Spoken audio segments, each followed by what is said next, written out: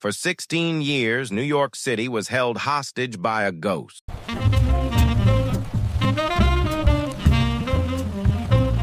He planted 33 bombs. He injured 15 people. He hit movie theaters, libraries, and train stations.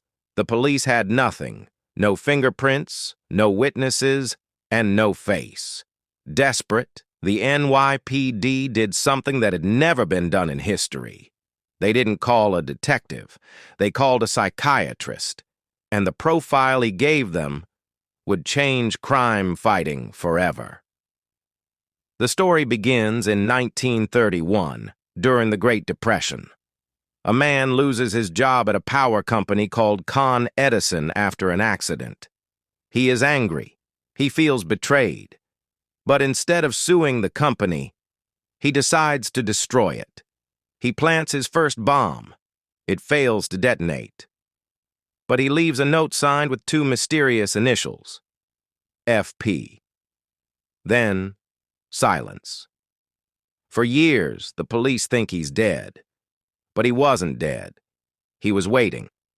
When he returned in the 1950s, he wasn't just targeting the power company anymore. He was targeting everyone. Bombs in Radio City Music Hall. Bombs in the public library. The city was in a panic. Enter Dr. James Brussel. The police laughed at him. They called psychology voodoo, but they had no other choice.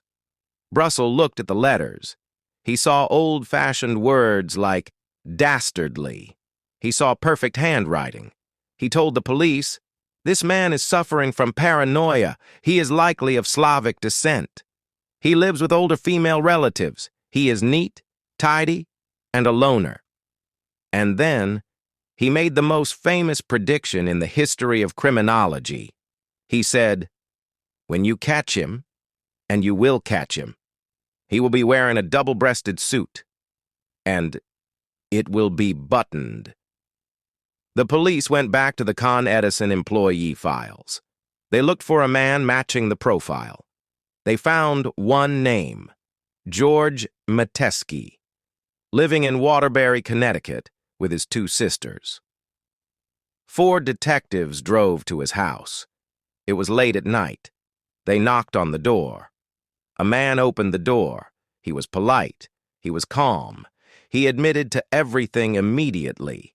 He was relief. He told the officers he just needed to change clothes before they took him to the station. The officers waited. When George Metesky walked out of his bedroom, the detectives went cold. He was wearing a double-breasted suit, and it was buttoned. Metesky was declared insane, but his capture proved that psychology could catch criminals. This was the birth of the Behavioral Science Unit, the birth of mind hunting. Subscribe to American Noir for more files from the archive.